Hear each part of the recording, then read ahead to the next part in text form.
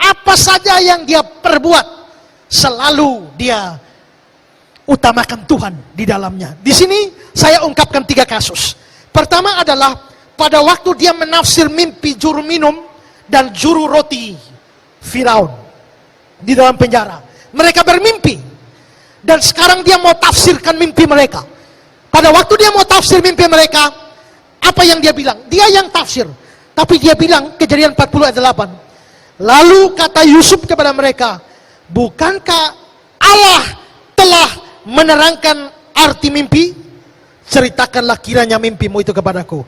Allah telah menerangkan arti mimpi. Berarti dia yang tafsir mimpi, dia yang mengartikan mimpi itu.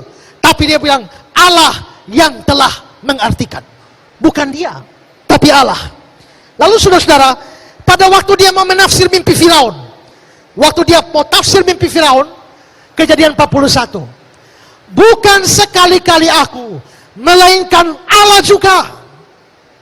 Lagi-lagi, dia tidak bilang dirinya, tapi dia bilang Allah juga yang menafsirkan mimpi Firaun. Lalu saudara, yang ketiga, pada saat dia sudah berkuasa atas Mesir.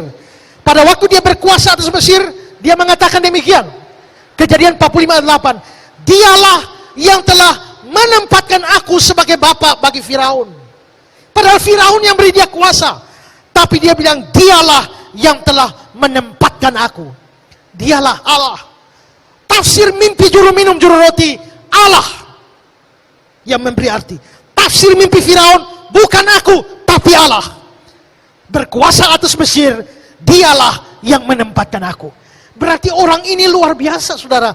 Dia tidak pernah menunjuk pada diri sendiri, tapi prinsip dia adalah apapun, segala kesuksesan apapun, sumbernya adalah Tuhan. Dia selalu mengandalkan Tuhan. Tafsir mimpi itu dari Tuhan. Mengartikan mimpi dari Tuhan. Bisa selesaikan satu pekerjaan dari Tuhan. Semua dari Tuhan. Maka Yusuf adalah orang yang mengutamakan Tuhan di atas segala-galanya.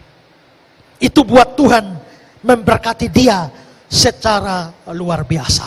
Hal yang sama bisa berlaku bagi kita. Jikalau kita dalam hidup ini mau sungguh-sungguh mempercayakan diri kita pada Tuhan, juga mau hidup benar takut Tuhan, dan juga utamakan Tuhan dalam setiap hidup kita, sama seperti dia berkati Yusuf, dia akan berkati saudara juga. Nah, karena itu saudara-saudara, maka marilah kita belajar dari seorang Yusuf yang hidup dengan cara sedemikian rupa dan membuat Tuhan tidak bosan-bosan memberkati dia. Sekali lagi, tekanan saya bukan pada berkat jasmani. Berkat bisa jasmani, bisa rohani. Tapi berkat jasmani dan rohani bisa datang kepada kita kalau kita belajar hidup seperti Yusuf.